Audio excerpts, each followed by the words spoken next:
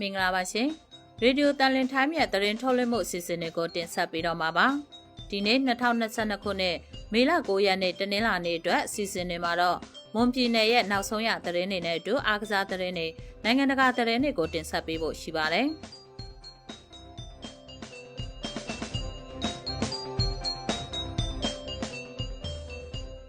်ရေဒီယိုတန်လင်ထိုင်းအစီအစဉ်တွေကနေအပတ်စဉ်တနင်္လာနေ့ကနေစနေနေ့အထိမြန်မာစံတော်ချိန်ည9:00နာရီမှာပုံမှန်တင်ဆက်ပေးနေပါတယ်ရှင်။ကျွန်မမြရမုံပါ။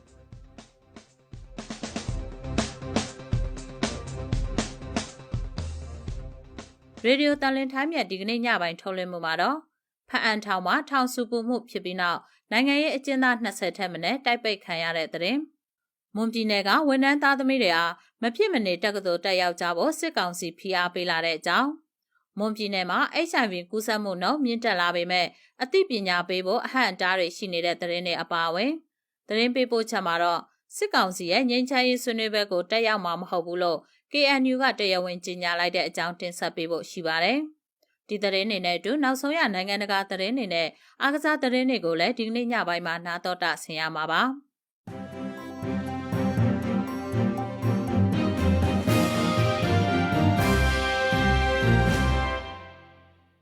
ကရင်ပြည်နယ်ဖအံမြို့နယ်ဖအံအကျဉ်းထောင်မှာထောင်စုပူမှုဖြစ်ပြီးနောက်နိုင်ငံရေးအကျဉ်းသား20ထက်မနည်းတိုက်ပိတ်ခံလိုက်ရတယ်လို့အကျဉ်းထောင်နဲ့နှိစက်သူတွေကပြောပါတယ်။ပြီးခဲ့တဲ့မေလ10ရက်နေ့ကဖအံအကျဉ်းထောင်ရှိနိုင်ငံရေးအကျဉ်းသူအကျဉ်းသား60ကျော်ကိုထောင်အာဏာပိုင်တွေကကြိုက်မြောဗဟိုအကျဉ်းထောင်ကိုပြောင်းရွှေ့ရမှာထောင်စုပူမှုဖြစ်ပွားခဲ့တာပါ။ထောင်စုပူမှုဖြစ်ပွားချိန်မှာစစ်ကောင်စီလက်အောက်ခံထောင်အာဏာပိုင်တွေကနိုင်ငံရေးအကျဉ်းသား4ဦးကိုရိုက်နှက်တာတွေလှုပ်ဆောင်ခဲ့တယ်လို့ထောင်စုပူမှုဖြစ်ပွားပြီးနောက်နိုင်ငံရေးအကျဉ်းသား20ကျော်ကိုတိုက်ပိတ်လိုက်တာဖြစ်ပါတယ်။အဲ့ဒီထောင်စုပူမှုဟာနိုင်ငံရေးအကျဉ်းသားတချို့ကိုထောင်အာဏာပိုင်တွေကထောင်ခွဲခေါ်ထုတ်သွားတာကြောင့်ကြံရစ်ခဲ့တဲ့နိုင်ငံရေးအကျဉ်းသားတွေကဆန္ဒပြရာကနေထောင်စုပူမှုဖြစ်ပေါ်ခဲ့တာပါ။ထောင်ပြောင်းခံရတဲ့နိုင်ငံရေးအကျဉ်းသားတွေဟာထောင်ပြောင်းချိန်မှာသွေးသစ္စာတခြင်းကိုအော်ဟစ်တီဆိုပြီးဆန္ဒထုတ်ဖော်ခဲ့ပါတယ်။မိသားစုဝင်တွေကတော့နိုင်ငံရေးအကျဉ်းသားတွေကိုထောင်ပြောင်းနေဆိုပြီးခေါ်ဆောင်သွားမှုအပေါ်စစ်ကောင်စီကရှေ့တန်းစစ်မျက်နှာပြင်တွေမှာပေါ်တာအဖြစ်အသုံးပြုနေတဲ့ဆိုတဲ့သတင်းတွေထွက်ပေါ်နေတာကြောင့်စိုးရိမ်ပူပန်မှုတွေဖြစ်ပေါ်နေတာပါ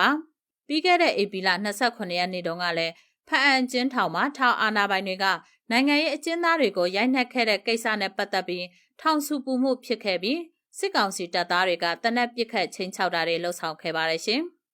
်မွန်ပြည်နယ်မှာတော့စစ်ကောင်စီကပြန်လည်ဖွင့်လှစ်မဲ့တက္ကသိုလ်တွေမှာတက္ကသိုလ်တက်ရောက်နေစေဌာနဆိုင်ရာဝန်ထမ်းတွေနဲ့ဆယ်တန်းအောင်ထားတဲ့ဝန်ထမ်းသားသမီးတွေမဖြစ်မနေတက်ရောက်ကြဖို့ဖိအားပေးခံနေရတယ်လို့ရုံးတက်နေတဲ့ဝန်ထမ်းမိသားစုဝင်တွေကပြောပါတယ်။အာဏာသိမ်းစစ်ကောင်စီဟာလာမယ့်မေလ12ရက်နေ့မှာတက္ကသိုလ်နဲ့ကောလိပ်အသီးသီးကိုစတင်ဖွင့်လှစ်ဖို့ပြင်ဆင်ထားသလိုအဲ့ဒီအတွက်လည်းပြီးခဲ့တဲ့ဧပြီလ18ရက်နေ့ကတည်းကကျောင်းအပ်လက်ခံနေတာဖြစ်ပါတယ်။ဒါပေမဲ့စစ်ကောင်စီဖွင့်လှစ်မဲ့တက္ကသိုလ်တွေမှာကျောင်းတက်ရောက်ဖို့ကျောင်းအပ်ထားတဲ့တက္ကသိုလ်ကျောင်းသူကျောင်းသား10%မပြည့်သေးဘူးဖြစ်နေပါတယ်။ဒါကြောင့်တက္ကသိုလ်ကိုနိုင်ငံဝန်ထမ်းတွေနဲ့တက္ကသိုလ်ဝန်ထမ်းအောင်မြင်ထားတဲ့ဝန်ထမ်းမိသားစုဝင်တွေမဖြစ်မနေတက်ရောက်ကြဖို့စစ်ကောင်စီကတပ်ဆိုင်ရာဌာနအကြီးအကဲကနေတဆင့်ညွှန်ကြားလာတယ်လို့ရုံးတက်နေတဲ့ဝန်ထမ်းမိသားစုဝင်တဦးကတန်လွင်တိုင်းကိုပြောပါတယ်။မော်လမြိုင်တက္ကသိုလ်မှာတော့စစ်ကောင်စီကဖွင့်လှစ်မဲ့တက္ကသိုလ်တင်တန်းတက်ရောက်ဖို့ပထမနှစ်ကျောင်းသူကျောင်းသား1000ကျော်လာရောက်အနှံထားပြီးလာရောက်အနှံထားတဲ့သူတွေကလည်းဌာနဆိုင်ရာဝန်ထမ်းသားသမီးတွေနဲ့စစ်ကောင်စီကိုထောက်ခံတဲ့မိသားစုကကျောင်းသူကျောင်းသားတွေအများစုပါဝင်နေပါတယ်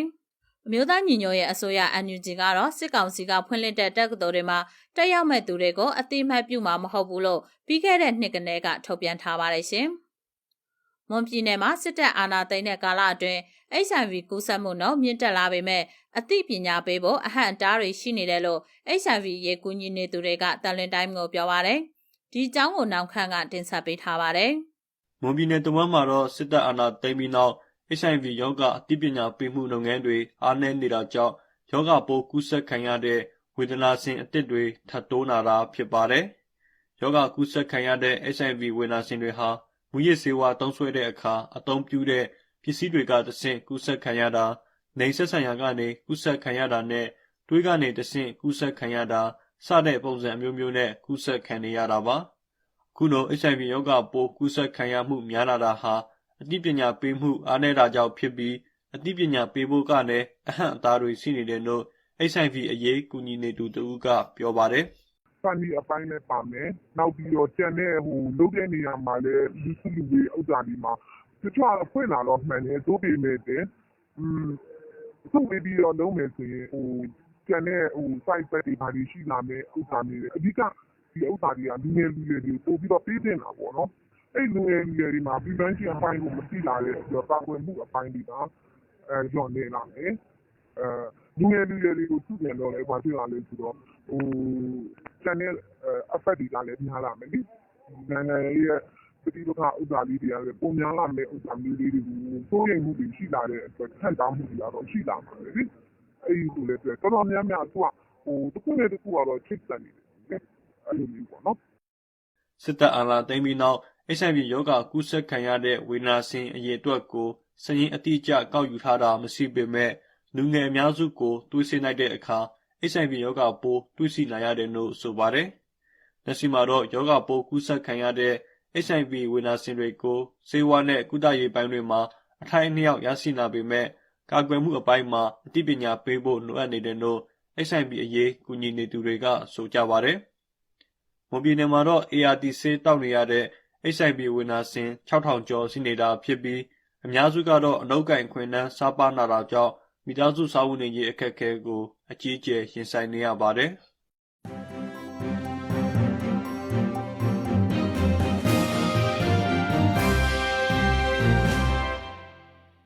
သတင်းပေးပို့ချက်တွေကိုဆက်လက်တင်ဆက်ပေးပါမယ်။အာဏာသိမ်းစစ်ကောင်ဆောင်ဗိုလ်ချုပ်မှူးကြီးမင်းအောင်လှိုင်ဖိတ်ခေါ်ထားတဲ့ငြိမ်းချမ်းရေးဆွေးနွေးပွဲကိုတက်ရောက်မှာမဟုတ်ဘူးလို့ကရင်မျိုးသားအစည်းအရုံး KNU ကတရားဝင်ထုတ်ပြန်ကြေညာလိုက်ပါတယ်။ဒီအကြောင်းကိုနောက်ခန့်ကတင်ဆက်ပေးထားပါတယ်။စစ်ကောင်စီရဲ့ငြိမ်းချမ်းရေးတွေ့ဆုံဆွေးနွေးပွဲဟာအားလုံးပါဝင်ဆွေးနွေးနိုင်မဲ့အခင်းကျင်းမဖြစ်တဲ့အတွက်ကြောင့်ကရင်မျိုးသားအစည်းအရုံး KNU အနေနဲ့တက်ရောက်နိုင်မှာမဟုတ်ဘူးလို့မေလ 9 ရက်နေ့ရက်စွဲနဲ့သဘောထားထုတ်ပြန်ခဲ့ပါတယ်။ KNU ပြောခွင့်ရပဒိုစောတော်နီကတော့စစ်ကောင်စီအနေနဲ့တပ်ပြန်ဆုတ်တာထိုးစစ်ဆင်တာတွေရပ်တန့်ခြင်းမရှိဘဲငြိမ်းချမ်းရေးဆွေးနွေးဖို့ဖိတ်ခေါ်တာဟာလုံးဝအဓိပ္ပာယ်မရှိသလိုဆွေးနွေးပွဲတက်ရောက်သွားမှာမဟုတ်ဘူးလို့ပြောပါတယ်အပြစ်ခတ်ရစဲခေါ်တယ်နော်ငញ្ញရင်စကားပါးစထွက်နေတယ်သို့တော်ညာလည်းပဲတကယ်တမ်းကျတော့အဲ့ဒီစစ်တပ်တွေက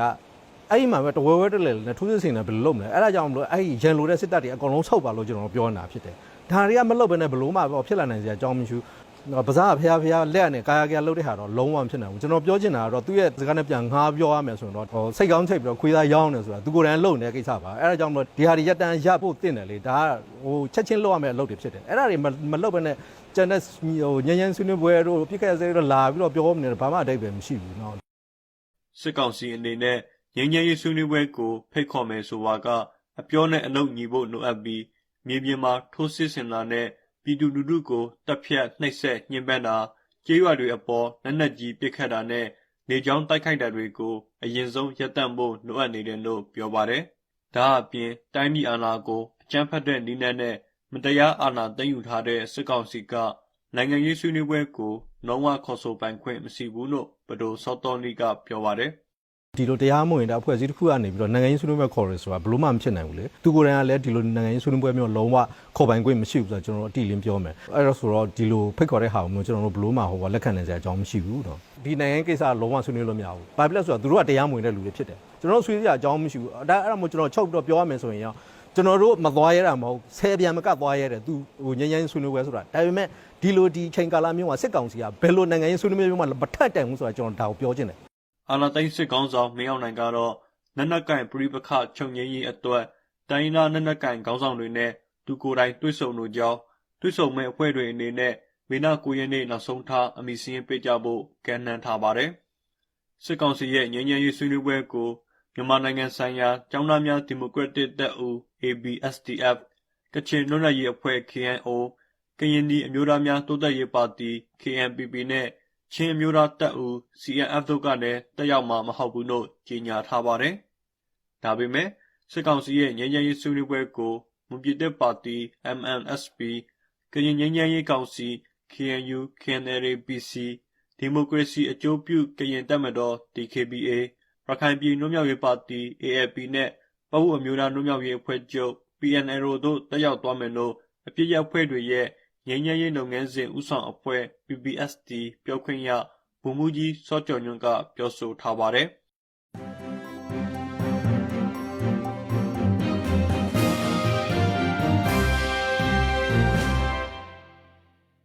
အာဏာသိမ်းစစ်ကောင်စီဟာတက္ကသိုလ်တွေကိုလာမယ့်မေလ12ရက်နေ့မှာစတင်ဖွင့်လှစ်သွားဖို့ပြင်ဆင်ထားပါတယ်။စစ်ကောင်စီကပြန်ဖွင့်မဲ့တက္ကသိုလ်ပညာရေးပေါ်မော်လမြိုင်တက္ကသိုလ်ကြားကာလယာယီစီမံအုပ်ချုပ်ရေးကောင်စီအနေနဲ့ဘယ်လိုရှုမြင်ပါသလဲ။စစ်တပ်အာဏာသိမ်းတဲ့တစ်နှစ်ကျော်ကာလအတွင်းမှာအစစ်မြစ်ပညာရေးဟာဘယ်လောက်ထိအခြေအနေဆိုးဝါးလာလဲ။ဒီအခြေအနေနဲ့ပတ်သက်ပြီးမော်လမြိုင်တက္ကသိုလ်ကြားကာလယာယီစီမံအုပ်ချုပ်ရေးကောင်စီတာဝန်ရှိသူတို့ကိုနောင်ခန့်ကဆက်သွယ်မေးမြန်းထားပါတယ်။ အာဏာသိမ်းစစ်ကောင်စီကတက္ကသိုလ်တွေပြန်ဖွင့်မဲ့အပေါ်မှာဘယ်လိုစုမြင်ပါလဲခင်ဗျ။တကယ်တမ်းကကိုပြီးခဲ့တဲ့ဟိုဟာကလေးကသူကပြန်ဖွင့်ဖို့အတင်းကျပ်လုပ်တာပေါ့နော်။အတင်းကျပ်လုပ်တဲ့ခါဆိုတော့ပြီးခဲ့တဲ့နှစ်ကတော့အကိုတို့ပြီးတဲ့အတိုင်းပဲဒီစာသင်နှစ်လည်းအပြည့်မဟုတ်ဘူး။စာသင်နှစ်လည်းအပြည့်မဟုတ်ဆရာဆရာမတွေလည်းအခက်အခဲတွေအများကြီးရှိတဲ့အချိန်ပေါ့နော်။ကျောင်းတွေလည်းပြန်ဖွင့်ဖို့အခက်အခဲရှိကွန်ပျူတာလည်းဆိုးနေတဲ့အချိန်အဲ့ဒီအချိန်မှာတော့မှသူကမဖြစ်ဖြစ်အောင်လုပ်ခဲ့တာပဲဆိုတော့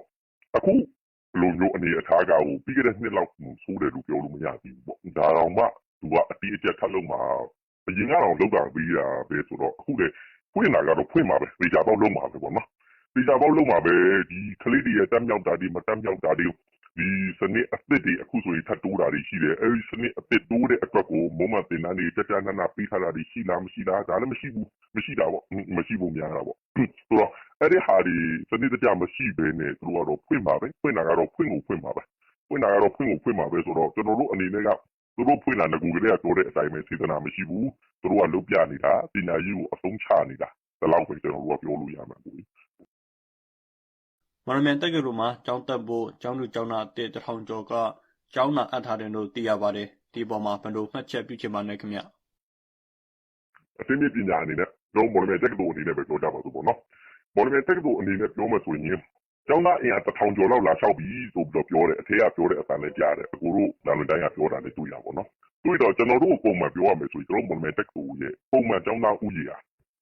1000ကျော်ပါရှိ1000လောက်ရှိဆိုတော့ဒီနှစ်ကနှစ်ထပ်တယ်ဘာလို့လဲဆိုတော့သူတို့ကိုကျွန်တော် first year covid မှာ first year တက်လို့မရသေးတဲ့နှစ်ကအဲ့နေတယ်သူတို့အခုတက်ခိုင်းနေဆိုတော့နှစ်ထပ်တယ်ဆိုကျောင်းသားအင်အားစီးရင်ရှိတာ9000များกว่าအောင်ဆိုတော့ဒီအခြေအနေမှာကျောင်းသား1000ကျော်ဆိုတာအခုဘာမှမရှိတကယ်တမ်းကျောင်းသား1000ကျော်မဟုတ်ကျောင်းသား2000ကျော်လာတက်တယ်ဆိုရင်တော့ရာခိုင်နှုန်းအပြည့်20မရှိဘူးဆိုတော့အဲ့ဒီလောက်အခြေအနေမှာဆိုတော့သူများကြားရင်ကျောင်းသား1000ကျော်ဆိုတာအများများတယ်လို့ထင်ကြရှိတာပေါ့နော်ထင်ကြရှိတာပေါ့ဒါပေမဲ့ကျွန်တော်တို့အနေနဲ့ပြန်စဉ်းစားကြည့်ရင်ကတော်တော်နည်းပြီးတဲ့ရာခိုင်နှုန်းပဲရှိပါသေးတယ်တကယ်ကျောင်းသားအများစုကျောင်းလာမတက်ဘူးဆိုတဲ့သဘောပေါ်ဖြစ်တာပါ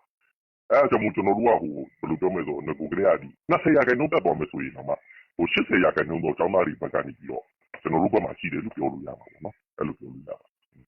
တိုင်းပြည်မငြိမ်မသက်ဖြစ်နေတဲ့အချိန်မှာစစ်ကောင်စီကအခုလိုတက္ကသိုလ်တွေကိုပြန်ဖွင့်တာဟာပညာရေးကိုအတုံးချနေပါလားခင်ဗျဒီပေါ်မှာဘယ်လိုစုမြင်ပါလဲခင်ဗျသူတို့ကပညာရေးကိုအသုံးချရာကနေပညာရေးကိုဖျက်ဆီးရရောက်လာပြီအခုဘာလို့ကျွန်တော်တို့အခုကြားရတယ်ကျွန်တော်တို့ဒီအသိပညာပိုင်းမှာပေါ့နော်အသိပညာပိုင်းဆိုငကူကလည်းသူတို့ပြီးကြတဲ့ဟိုဟာတော့ကလည်းမရမကသူတို့လုပ်ခဲ့တာရှိတယ်ကျွန်တော်တို့ဒီဆောင်မွဲမဖြေဘဲနဲ့အောင်ပေးလိုက်တဲ့အနေအထားတွေဒီဖြစ်လာရာကနေအခုသူတို့အတန်းဆုံးဖွင့်ကျင်လာတာပေါ့နော်အတန်းဆုံးဖွင့်ကျင်လာတဲ့ဒီရောအဝေးပင်ရောဖွင့်ကျင်လာတယ်ဆိုပြီးတော့ဖွင့်လာရတယ်တစ်ဆင့်ပို့တက်ဘာဒီမှာလောက်လာလဲဆိုတော့ပါရဂူတန်းတွေမှာဖွင့်ကျင်တယ်ဆိုတာမျိုးတွေလောက်လာကျွန်တော်တို့မော်လမြိုင်တက္ကသိုလ်ကပါရဂူတန်းရှိတယ်အနော်သိပ္ပံပေါ့နော်အနော်သိပ္ပံပါရဂူတန်းတော့ရှိတယ်ဒါတခြားမီတာတွေပါရဂူတန်းမရှိဘူးအခုကတော့မြန်မာတနိုင်ငံလုံးအနေနဲ့ဆိုတာမျိုးဖြစ်လာအရင်ကမန်ရန်ကုန်နဲ့မန္တလေးလောက်ပဲရှိတယ်ဝိဇ္ဇာသိပ္ပံဆိုရင်ပါရဂူတက်လို့ရတာအခုကတနိုင်ငံလုံးအတိုင်းအတာအနေနဲ့မေဂျာဘောင်းလို့အနေနဲ့ပါရဂူတန်းတွေဖွင့်ရဖို့အတွက်လုံးဝပဲဘာညာဆိုအခုမြကြီးနားတို့စစ်တွေတို့ဘာတို့ညာတို့ကြီးနားတာတွေတွေ့တယ်မော်နယ်နဲ့ပါလာမှာပါစိတ်မကြပါဘူးကျွန်တော်ထင်ပါဆိုတော့အဲ့ဒါကြီးကကြတော့ဖြတ်စည်းရရောက်သွားပြီအခုဘာမှကြကြနနပြင်ဆင်ထားတာလည်းမရှိဘူးကျွန်တော်တို့ဒီပညာရေးဆိုင်ရာဖြည့်ဆည်းထားတာတွေလည်းမရှိဘူးပညာရှင်အရေးအတွက်တွေလည်းမလုံလောက်ဘူးမရှိနေဘူးအခြေအနေကခေတ်ကာလပြတ်နေတဲ့အခြေအနေမှာတော့ခုနကပြောသလိုရိုးရိုးတန်းပွဲတွေကိုပေးဖို့မဟုတ်ဘူးပါရဂူတန်းပွဲစီကိုပေါ်နဲ့မိတူဇက်ကနေလိမ့်ထုတ်တယ်လို့မျိုးလိုသလောက်လိမ့်ထုတ်လို့ရတဲ့အရေးအတွက်မျိုးလောက်တာကြတော့အခုရဲ့အသုံးချယုံတွေမဟုတ်တော့ဘူးအဲ့ဒါကဒီဖြတ်စည်းတဲ့အနေအထားကြီးကိုရောက်သွားပြီလို့ပြောလို့ရတယ်တကယ်တော့စစ်ကောင်စီလက်ထက်မှာအဆင့်မြင့်ပညာရေးစနစ်ဟာဘယ်လိုတွေဆက်ဖြစ်လာနိုင်မလဲခင်ဗျကျွန်တော်စိတ်ထင်ကတော်တော်အခြေအနေဆိုးမယ်ဘယ်လိုဖြစ်လို့လဲဆိုတော့ဟိုလုံးကလေကျွန်တော်အများအားပြောတဲ့စကားရှိတယ်ကျွန်တော်တို့ဒီသမ္မတဦးသိန်းစိန်လက်ထက်လောက်ကနေပြီးတော့စပြီးတော့ပြုပြင်လာခဲ့တဲ့ဒီပညာရေးပြုပြင်ပြောင်းလဲမှုနောက်ဒီဒေါ်နစုကြည်အစိုးရလက်ထက်တနည်းအားဖြင့်10နှစ်ပေါ့ကို10နှစ်ဆိုတဲ့အတိုင်းအတာမှာတော်တော်လေးပြုပြင်ပြောင်းလဲခဲ့ကြတယ်ကျွန်တော်တို့အလုံးမျှော်မှန်းတဲ့အနေအထားကိုမရောက်ဘူး မှန်တယ်မရောက်ဘူးလိုအပ်ချက်တွေရှိတယ်ဝေဖန်ချက်တွေအများကြီးရှိတယ်ဆိုတာမှန်ပေါ်ညာလေအရင်ထပ်စာရင်တော့တော်တော်လေးအဆင်ပြေလာတယ်ပြောရမှာပေါ့အဲ့ဒီဆယ်စုနှစ်တစ်ခုလောက်ကိုဒီအခုအခြေအနေကတစ်နှစ်လောက်အတွင်းမှာအားလုံးပြိုသွားပြီတစ်နှစ်လောက်အတွင်းမှာအားလုံးပြိုသွားပြီဆိုတဲ့အခါကျတော့သူဟာတိတ်ညံလုံးအားကြီးနေတယ်အခု10နှစ်လောက်တိစောက်လာခဲ့တာကို9နှစ်လောက်မှာပြိုတယ်ဆိုရင်ကတစ်မျိုးအခုတစ်နှစ်လောက်မှာကအားလုံးကဖယုံဖရဲဖြစ်သွားပြီဝန်ထမ်းလောကမှာရောဒီပညာရေးလောကမှာရောကျွန်တော်တို့ဒီပညာရေးမှာအရေးကြီးတာကဒီကျူဝေပဲဒီအရေးချင်းကိုစစ်ဆေးတယ်ဆိုတာသိအရေးကြီးတဲ့ကိစ္စပဲအခုကအရေးချင်းစစ်တဲ့ကိစ္စတွေကိုသူကဖယုံဖရဲအမှန်တန်လုပ်ပလိုက်တာဥမာကျူတာဆောင်ဝဲဖြေတာဒီကြီးအကုန်လုံးစင်းရှိလာလျှောက်တဲ့ကောင်တွေအကုန်လုံးအောင်ပေးတာမျိုးအခုကျွန်တော်တို့ဒီကလေးတန်းတွေမှာလည်းကြီးမအောင်မရှိအကုန်လုံးတင်ပေးနေတာမျိုးပထမခါကျွန်တော်တက်တူဆောင်ပြီးပွဲဒီမှာကြီးမဖြေတဲ့လူတော့အောင်နေတာလို့မျိုးအခုလည်းဆယ်နှဆောင်ပြီးအောင်စင်ထွက်လာမှာပါသိမကြပါဘူးเนาะ9ပုတ်ပဲပြီး6ပုတ်ပဲပြီးတော့ဖြေခိုင်းတဲ့ဆောင်ပြီးပွဲအောင်စင်ရင်လည်းဘယ်လိုလာအောင်မလဲဆိုတာကျွန်တော်မှန်းကြည့်လို့တော့ရတယ်ဆိုတော့အဲ့ဒီတော့အနေထားဖြတ်စီခံလိုက်ရတာ10နှစ်ကိုတစ်နှစ်လုံးနဲ့ဖြတ်စီလိုက်တယ်ဆိုတော့အခုပဲစဉ်းစားကြည့်ပါနောက်9နှစ်ဆိုနောက်နှစ်50လို့ပဲမှတ်လိုက်တော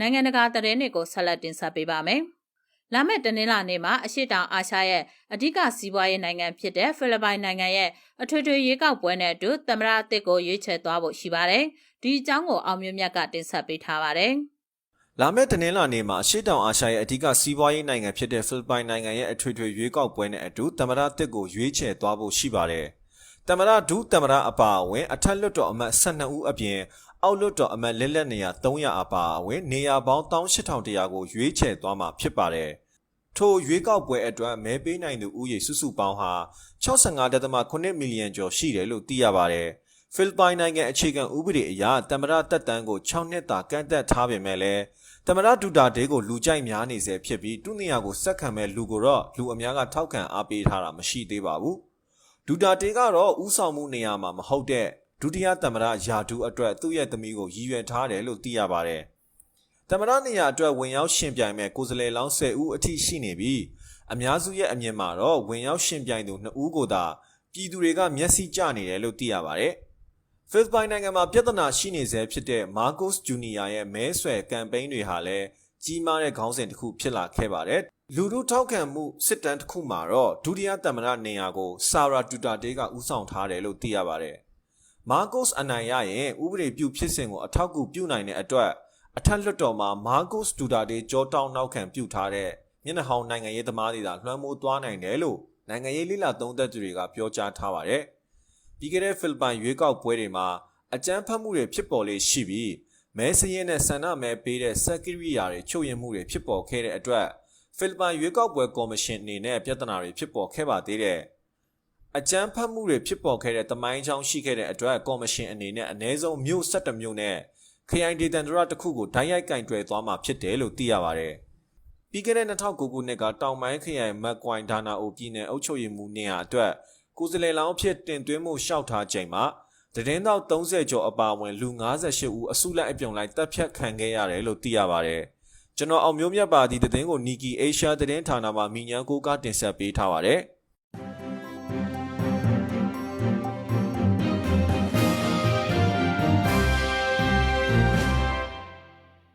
တခါအားကစားသတင်းတွေကိုစမ်းရမယ်ဆိုရင်အာဆင်နယ်အသင်းဟာလိအသင်းကိုအနိုင်ယူပြီးချန်ပီယံလိဝင်ခွင့်ရဖို့ပုံမနီးစပ်ခဲ့တဲ့အကြောင်းတင်ဆက်ပေးဖို့ရှိပါတယ်။အာဆင်နယ်အသင်းဟာမင်းညကစားခဲ့တဲ့ပရီးမီးယားလိပွဲစဉ်35မှာလိအသင်းကိုအနိုင်ယူပြီးချန်ပီယံလိဝင်ခွင့်ရဖို့ပုံမနီးစပ်လာခဲ့တာဖြစ်ပါတယ်။အာဆင်နယ်အသင်းဟာဒီပွဲမှာအနိုင်ရဖို့ကစားသမားအစုံလင်နဲ့ပွဲထွက်လာခဲ့သလိုလိအသင်းကလည်းတမ်းမစင်းရဖို့အတွက်အဓိကကစားသမားအများစုနဲ့ရှင်ပြိုင်ခဲ့ပါတယ်။ဒါပေမဲ့လိအသင်းဟာအာဆင်နယ်အသင်းကိုမရှင်နိုင်ပဲ2ဂိုးတဂိုးနဲ့အရှုံးပေးလိုက်ရတာဖြစ်ပါတယ်။အာဆင်နယ်အသင်းအတွက်အနိုင်ဂိုးတွေကိုတော့ပွဲချိန်9မိနစ်နဲ့10မိနစ်မှာတိုက်စစ်မှုအဲကန်တီယာကသွင်းယူပေးခဲ့တာဖြစ်ပါတယ်။အာဆင်နယ်အသင်းဟာဒီပွဲအနိုင်ရရှိခဲ့တာကြောင့်စပါအသင်းကို4မှတ်ဖြတ်ပြီးအဆင့်4နေရာမှာဆက်လက်ရပ်တည်နေပါတယ်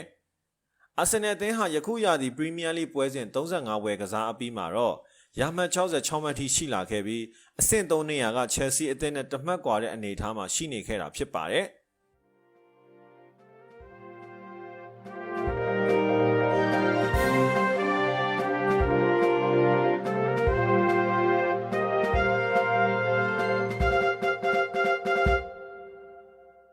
မွ မွန်ပြည်နယ်ရဲ့နောက်ဆုံးရသတင်းတွေနဲ့အတူနိုင်ငံတကာသတင်းတွေနဲ့အားကစားသတင်းတွေကိုနားတော်တာဆင်ခဲ့ကြရတာပါရေဒီယိုတန်လင်ထိုင်းအစီအစဉ်ကိုတော့အပတ်စဉ်တနင်္လာနေ့ကနေစနေနေ့ထိမြန်မာစံတော်ချိန်ည9:00 နာရီမှာပုံမှန်တင်ဆက်ပေးနေပါတယ်ရှင်ရေဒီယိုတန်လင်ထိုင်းရဲ့သတင်းထုတ်လွှင့်မှုတွေကိုနားတော်တာဆင်ခဲ့ကြတဲ့အတွက်ကျေးဇူးတင်ပါတယ်ရှင်